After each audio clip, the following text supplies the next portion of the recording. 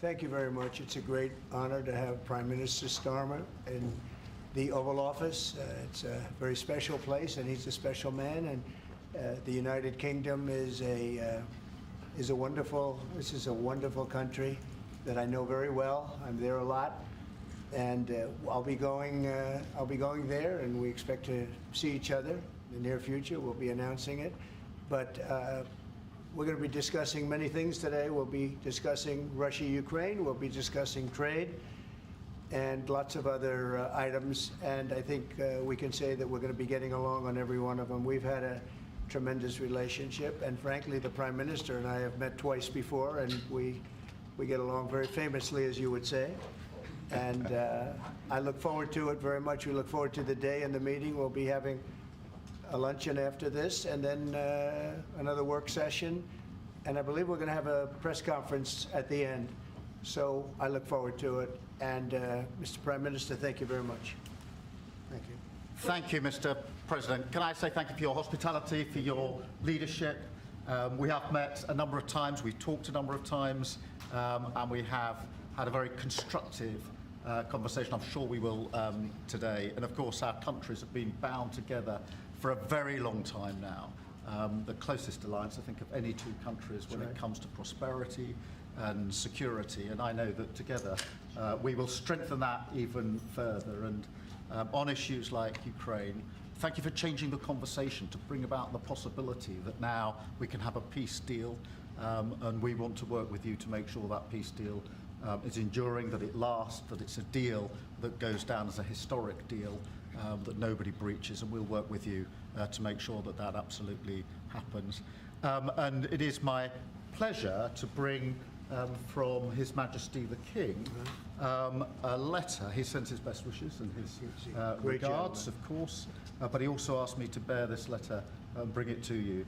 So can I present the letter from the King to you? Thank you very much. Am I supposed to read it right now? Yeah, please do. I will do. I've got to tell him what your reaction is, so I need to know. I need to know. He is a great gentleman, a great gentleman.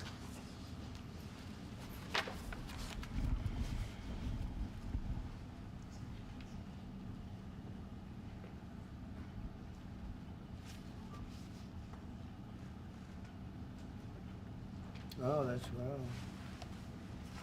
Well, that is really nice. I must make sure his signature's on that. Otherwise, it's not quite as meaningful. It is, and that's quite a signature, isn't it? Beautiful. He's a beautiful man, a wonderful man, and we appreciate it. I've known him, gotten to know him very well, actually. First term and now second term. Perhaps you'd like to say what that very important paragraph. Yes, so this is a letter from His Majesty the King. It's an invitation for a second state visit. This is really special. This has never happened before. This is unprecedented. And I think that just symbolises the strength of the relationship between us. So this is a very special letter. I think the last state visit was a tremendous success. It was. His Majesty the King wants to make this even better than that. So this is truly historic, an unprecedented second state visit, and he wants to talk that through with you. And that says at Windsor. That's really something. Yes. What I haven't got yet is your answer. I do need to. The answer is yes. On behalf of our wonderful First Lady, Melania, and myself, the answer is yes, and we look forward to being there and honoring the King and honoring really your country. Your country is a fantastic country, and it'll be our honor to be there. Thank you very much. Well, thank you very much, Mr. President. I shall happily take that back to His Majesty. It's beautiful. Thank you. Thank you. Thank you. I'm going to keep that one. You're going to keep that one. President Trump, Andrew and Tristan Tate landed in Florida today on a private jet after being released from custody in Romania. They are accused rapists, human traffickers, not thought of as good people in many circles. Did your administration pressure the Romanian government to release them, and if so, why? I know nothing about that. I don't know. You're saying he's on a plane right now? He's back. They already made it. Yeah, I just know nothing about it. We'll check it out. We'll let you know. I do. Look, obviously this involves, there's an English element here, so obviously it's important that justice is done, and human trafficking is obviously, to my mind, a security risk, and so we'll catch up with the story in due You're course. aware? Are you aware? Mr. President, on veterans. I didn't know anything about it, yeah. Mr. Were you President, asked on to- were you veterans allowed make to up answer that, 30% sir? of the federal workforce. Are you tracking how many veterans have been fired so far? Yes, we are. Do you want DOJ to We avoid are, letting and, go? and we take good care of our veterans, so we're watching that very carefully, and we hope it's going to be as small a number as possible. But we are having great success in slimming down our government. It's been really very successful, and some took payouts and buyouts, and others took other things, and some people we're finding out don't even exist. We're finding that we have a lot of people that don't exist, that people thought that did. We will be making a statement on that, but we're taking care of our veterans. We love our veterans. We're going to take good care of them. Okay, please. Mr. President, could you be persuaded, as part of a peace settlement in Ukraine, to provide air cover, a backstop security position to the contributions that Europe might make as well? Well, so President Zelensky's coming to see me on Friday morning, and we're going to be signing really a very important agreement for both sides, because it's really going to get us into that country. We'll be working there. We'll have a lot of people working there. And so in that sense, it's very good. It's a backstop, you could say. I don't think anybody's going to play around if we're there with a lot of workers and having to do with rare earths and other things, which we need for our country. And we appreciate it very much. And I look forward to seeing him. We'll be talking about it, and we'll also be talking about that today with the Prime Minister. Yeah, I mean, as you know, we've already indicated that we'll play our full part in making sure that any deal, if there is one, and I hope there is, and I think this is a historic moment to make sure it's a lasting deal, and we're about to have a discussion about how we can make that work. But I have to say this, as I said yesterday, you know, you're talking about a peacekeeping force. We have to make a deal first. Right now, we don't have a deal. We have Russia, we have Ukraine. I think we're very well advanced. I think Russia has been acting very well. We have Representatives Steve Witkoff and Scott and Marco and JD. We're all involved, every one of us, and a lot more. But I think we're very well advanced on a deal, but we have not made a deal yet. So I don't like to talk about peacekeeping until we have a deal. I like to get things done. I don't want to give it the bad luck sign. We don't want to do that. But we've had very good talks with Russia, and we've had very good talks, as you know, with Ukraine. Yes, sir. Mr. President, does the Prime Minister have to choose a closer relationship with the EU as he is seeking and a good trade relationship with you? Which one would you go for? Well, I think we have just a great relationship. We actually had a good relationship before. We've met a couple of times, and I'm very impressed with him. I'm very impressed with his wife, I must say. She's a beautiful, great woman. And I second that. I said you're very lucky.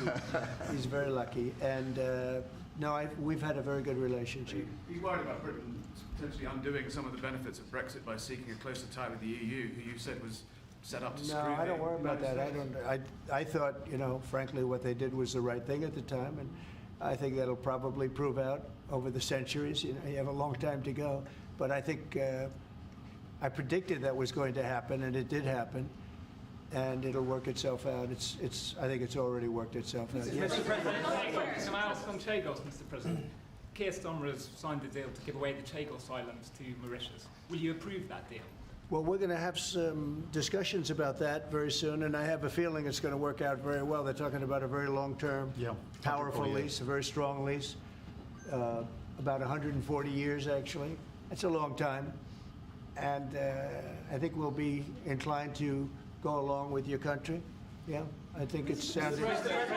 It's a little bit early. We have to be given the details, but it doesn't sound bad. Yeah, please. Mr. President, you obviously can do business with our Prime Minister, Keir Starmer. You said yesterday that the EU was constructed to screw the US when it comes to trade.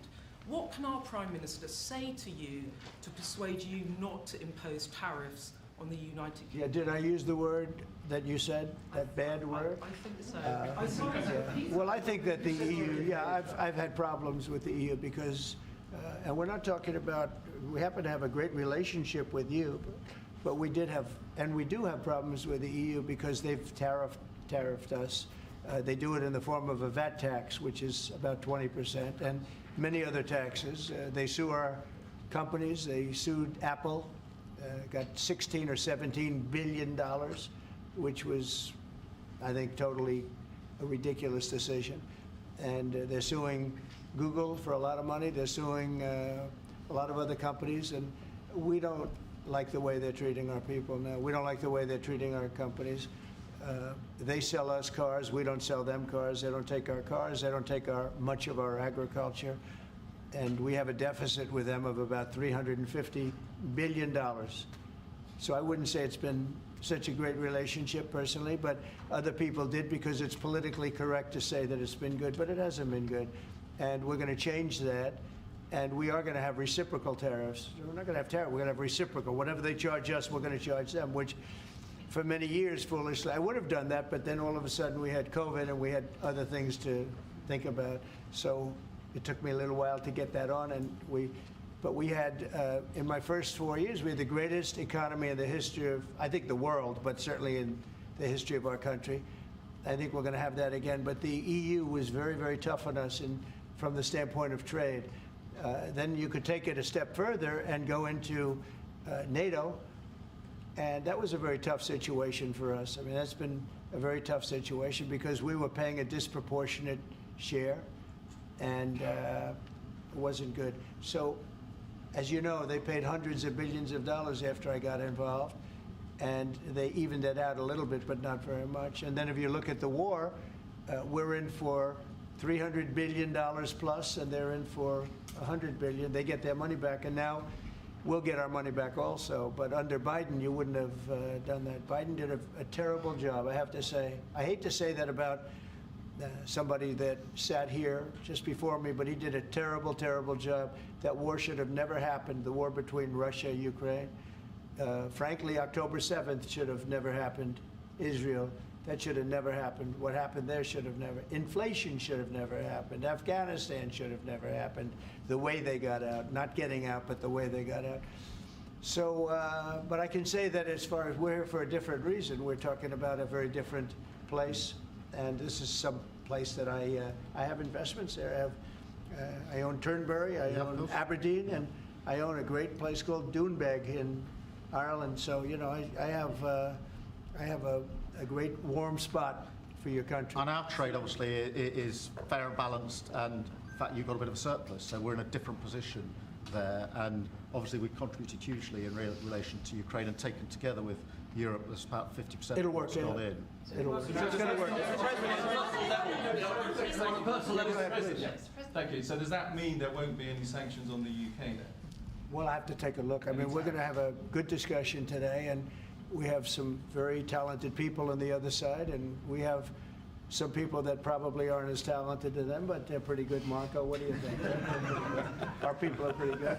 And no, we're going to have a good discussion, and we'll be talking about that. Mr. President, I just wanted to ask, Mr. Starmer, the Prime Minister has said that he believes that Vladimir Putin would be at risk of invading Ukraine again without a sufficient backstop. Do you think that Vladimir Putin would be likely to invade again in the event of a peace deal? I don't think so. I think when we have a deal, it's going to be the deal. I don't think if I didn't win the election, I don't think we'd be even talking to Putin right now or anybody else. I think it would just, you know, I don't know if you're looking at the stats, but thousands of people are being killed a week, soldiers mostly, because the towns have been destroyed. But thousands of soldiers. This was a very bad week, by the way. I get the stats. Several numbers. And you're talking about a human life. Number one, I want to see that. And it doesn't involve American soldiers, but it's Russian and Ukrainian soldiers. And I think I'm speaking for both. Yeah. Number one, we want that. to see that stop. And number two, I want to stop paying the kind of money that we're talking about. You know, we're helping, and we're helping NATO, but we're helping a lot, more than anybody else by far, and I want that to stop also. Mr. President, the European... Jeff, go ahead. Thank you, sir. You talked about trade tariffs this morning on your social media site. Just a question about China. 10% tariffs has already been implemented on China. Are you planning to do an additional 10 above the 10? This will be an additional 10 above. And is there, from the talks with Canada and Mexico so far, are you not seeing the progress that you wanted in order to I don't see it at all. No, not on drugs. We've done a great job. If you look at Tom Homan, he's been incredible, and Christie, they've done a great job in terms of the border. But the drugs continue to pour into our country, killing hundreds of thousands of people. We're losing substantially more than 100,000 people. I mean, dead. They're dead. The families are destroyed after that happens. So it's, you know, it's not just that. That's the ultimate. But the families are absolutely destroyed. The drugs come in through Mexico. They come, a lot of them, not all of them, but a lot of them come from China. And that's why we did that. It's 10 plus 10. In 10 case, plus 10 was there confusion on that? There was, sir, yeah. Okay, 10 plus 10, it's a second 10. And I think I think you're gonna see, eventually you're gonna see drugs stopping, because the country should not be allowing those drugs to come into the United States of America, and we're not gonna allow it to happen. So that goes on the 4th of March. And then on the 2nd of April, we have reciprocal tariffs. That's reciprocal, where we charge countries what they're charging us, and nobody should have a problem with that. We have reciprocal, it's reciprocity. It's something that I think everybody I've spoken to said that's fair, and it is. If somebody charges us 25%, we charge them 25. If somebody charges us 10 or 15 or 30 or 70, we charge them an exact like amount. And it's pretty simple, but it's reciprocal tariffs, because the United States has been taken advantage of by many, many different countries, including our friends, friend and foe. And in many cases, our friends took bigger advantage of. And when you talk about the EU, we're talking about the EU. The EU has been really very bad to us in terms of trade. And I'm a different kind of a president. I can't let that happen. Thank you.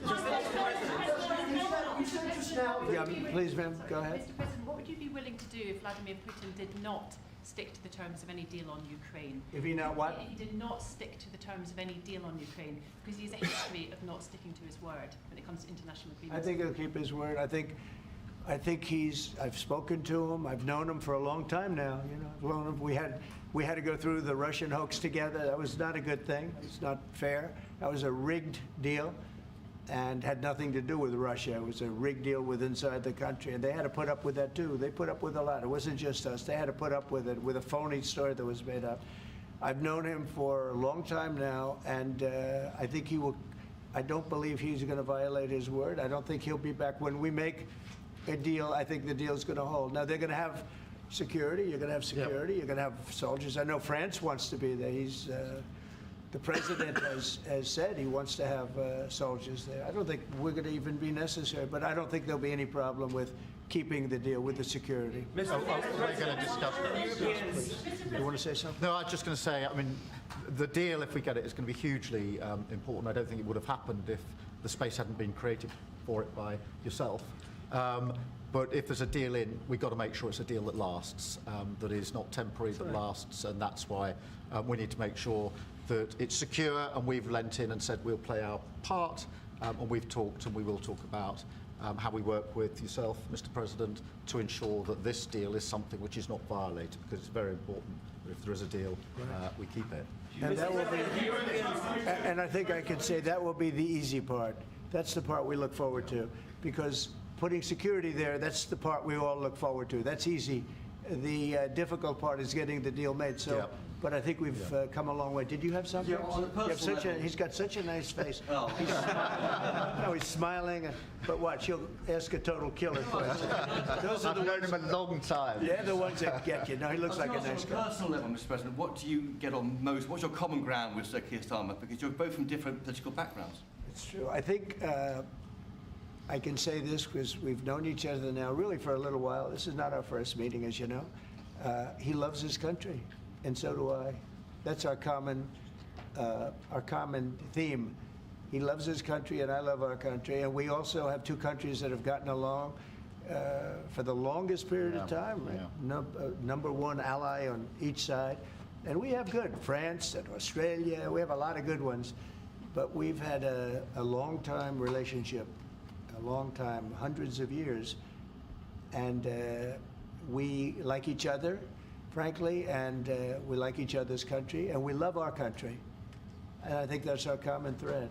Okay? Mr. President, the Europeans... Yeah, please. On tariffs, you just said with China... Who are you with? I'm with The Independent. Oh, that's good. It's on tariffs. You just said It's with China... independent, yeah. Thank you. We charge them. We charge them as in we charge China, but the tariffs are paid eventually by American importers and consumers. No, they're not. No, I think they're paid for by the country. But, you know, look, we can get into that. I put a lot of tariffs on in my first term, and we made tremendous amounts of progress because of those tariffs. China paid us hundreds of billions of dollars, billions. We never had because they took advantage. And President Xi's a friend of mine, but he knows better than anybody took advantage of our country. He took advantage of presidents that didn't know what they were doing. And they expect them. They actually expect them. The smart countries expect them from me because they know me and they know our country. But they got away with murder for decades, and we just can't let that happen anymore. Behind you, please. That's very kind, Mr. President. It sounds as though one of you completely trusts President Putin and one of you doesn't trust him an inch. Have I got that right? And why do you trust him? Look, you know, it's trust and verify. Let's call it that. And I think we both can be that way. You have to verify because you never know what's going to happen. I know a lot of people that you would say no chance that they would ever deceive you, and they're the worst people in the world. I know others that you would guarantee they would deceive you, and you know what? They're 100% honorable. So you never know what you're getting. No, I have confidence that if we make a deal, it's going to hold. Mr. President, on fentanyl, Mr. President, less than 1% of all fentanyl that comes into the U.S. is apprehended at the Canadian border. So why use fentanyl as a reason Because they should be apprehending much more. They're only apprehending 1%. You're right about that. It's a little more than that. But they should be apprehending much more because a lot comes through Canada. And as Mexico gets stronger in terms of the border, it goes up to Canada. And a lot of drugs are coming in through Canada. We can't have that. Mr. President, Yeah, go ahead, please, in the back. Is there anything you can say tomorrow to President Zelensky to reassure him that his country's war hasn't been in vain and its sovereignty is not going to be threatened by any deal with Russia? Well, you know, he's coming. Perhaps he's already on his way. And we're going to be signing the deal together, probably in front of the media. And we're going to be having a good conversation. No, we want to work with him, President Zelensky, she said before. We want to work with him, and we will work with him. I think the president and I actually have had a very good relationship. It maybe got a little bit testy because we wanted to have a little bit of what the European nations had. You know, they get their money back by giving money. We don't get the money back. Biden made a deal. He put in $350 billion. And I thought it was a very unfair situation. We're not getting all of ours. I mean, quite a bit of ours was gifted. It was given. There were some lends, but mainly it was gifted, actually. Mr. President, the Europeans want Ukraine to be part of NATO as part of this deal. Are you willing to budge on that at all, or is it a firm? Well, I could be very nice and say, oh, well, we'll work to it. Look, it's not going to happen. It's just not going to happen. That's what started this whole thing. Biden said that, and all of a sudden the guns started. That was one of the primary reasons this started. And this was long before President Putin. They never said it was an impossibility. So we can say, oh, gee, well, we'll try. But that's something that's just not going to happen. And then the other question you ask is about the land. Will you get your land back? Well, they've fought long and hard on the land, and you and I will be discussing that. And we're going to certainly try and get as much as we can back. But on the NATO, it's just not, that's not going to happen. Yeah, please. Mr. President, you talked about having common ground with Keir Starmer, but there are things you disagree on as well. You described Zelensky as a dictator. He describes President Putin as a dictator. Do you see that as a problem? The relationship between President Zelensky and President Putin is not a good one. You've noticed, right? It's not a good one. It's not a good relationship. And we're going to have to try and work something out. Sometimes that happens. I get along with both. I have a very good relationship with President Putin. I think I have a very good relationship with President Zelensky. And now we're doing the deal, and we're going to be in there. We're going to be actually in there, digging our hearts out. And hopefully, we need the rare earth, and we have some here, but we don't have enough. Our economy is very strong, and We need a lot of things that, in some cases, we don't have here. So I think we're going to have a very good relationship, but the relationship between them is not the best. Mr. President, do you still think that Mr. Zelensky is a dictator? Did I say that? I can't believe I said that. Next question. Sir, will you be discussing AUKUS, sir? Yeah, please, go ahead. Yeah, sir. George Parker from the Financial Times. Can you see any situation where US forces could be deployed as a backstop in a peacekeeping operation in direct confrontation with Russian forces? Well, there is a backstop thing. You know, first you're going to have European countries because they're right there. We're very far away. We have an ocean between us. But we want to make sure it works. So I don't know when you say backstop, you mean a backstop psychologically or militarily or what? But we are a backstop because we'll be over there. We'll be working in the country.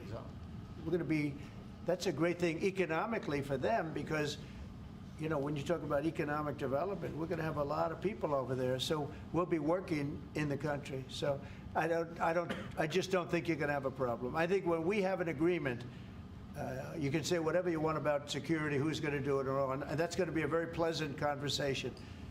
The hard conversation is, will we have an agreement? And I think the answer is yes. I think Russia will agree, and I think that I really believe Ukraine will agree also. So will you discuss AUKUS as well? Just to follow up on that, if British troops are in Ukraine keeping the peace and get attacked by Russia, will you come to their aid? If the British people are in Ukraine and they get attacked, If British soldiers in Ukraine. you know, I've always found about the British, they don't need much help. They can take care of themselves very well. You know what? No, it sounds like it's evasive, but it's not evasive. You know, the British have been incredible soldiers, incredible military, and they can take care of themselves. But if they need help, I'll always be with the British, okay? I'll always be with them. But they don't need help. You look at their career. You have done very well over the years, haven't you? We have. I'm very proud of our country. And but we've also always been backing each other up between our two countries. That is why this is the greatest alliance for prosperity and security I think the world has ever seen. Whenever necessary, we've absolutely backed each other up, and that's at the core. Could you take on Russia by yourselves? Well, all right, one or two more. Yes, ma'am. In his remarks at the Munich Security Conference, Vice President Vance condemned free speech violations in the UK, particularly. Could you respond? What is your message? I have an idea. We have the man right here. Come on. Let's go, JD. We're putting you on stage. Great. Yeah, look, I said what I said, which is that we do have, of course, a special relationship with our friends in the UK and also with some of our European allies. But we also know that there have been infringements on free speech that actually affect not just the British. Of course, what the British do in their own country is up to them, but also affect American technology companies and by extension American citizens. So that is something that we'll talk about today at lunch. We've had free speech for a very, very long time in the United Kingdom, and it will last for a very, very long time. Well, no, I mean, certainly we wouldn't want to reach across US citizens, and we don't, and that's absolutely right. But in relation to free speech in the UK, I'm very proud of our history there. Will you discuss AUKUS, sir? Will you be discussing AUKUS with the Australians and the Brits? Will you be discussing AUKUS with the Prime Minister, sir? What does that mean? AUKUS, the Australia-US Defence Alliance. Yeah, well, we'll be discussing that. We've had another great relationship, and you have too, with Australia. Yeah. We've had a very good relationship with Australia, please. Mr. President, while we have the Vice President here, are you both disappointed that the AfD didn't come first in the German elections, given your previous support for them? No, whatever happens with Germany, look, the relationship has been very strong with Germany, but we'll have to see what happens. They have a lot of things going on right now. We'll have to see. No, I'm not disappointed about anything. If anything, you would say that the group that we would be most opposed to lost, but we got along with them also. We have a very good relationship with all groups in Germany. Former Blackwater CEO Eric Prince was on our channel News Nation. He was talking about his proposal to use private forces to assist in deportations. Have you read that proposal, and do you support it? No, I haven't seen it. I don't think it's necessary. Our people are doing a phenomenal job. I wouldn't be opposed to it necessarily, but I'd go to our military people, and I'd go to Tom Homan and Christie. I'd go to the various and ask, but I don't see it as being. We're doing unbelievably in getting people out, getting criminals out, people that should have never been here that the Biden administration, with their stupid open borders, should have never allowed. They came in from prisons and jails and mental institutions, and gang members and drug dealers coming into our country like this. We're getting them out, and we're doing really well. I mean, the level of effectiveness has been incredible. Everybody's talking about it. How about one more? Mr. President, are these also- You've asked. Mr. President, one on the Middle East. Go ahead. You look so nice. Here we go. Here's the kill. Mr. President, are there areas specifically of Ukraine that you're talking about in giving back, specifically Crimea? Have you gotten to those details yet on such an agreement? Well, you mean the areas that were taken? Yeah. There are a lot of areas that were taken. Yeah, we've talked about it. A lot of the sea line has been taken, and we'll be talking about that, and we're going to see if we can get it back, or get a lot of it back for Ukraine, if that's possible. We'll be seeing about that, okay? Thank you very much, everybody. Thank you, Press. Thank you very much. Appreciate it.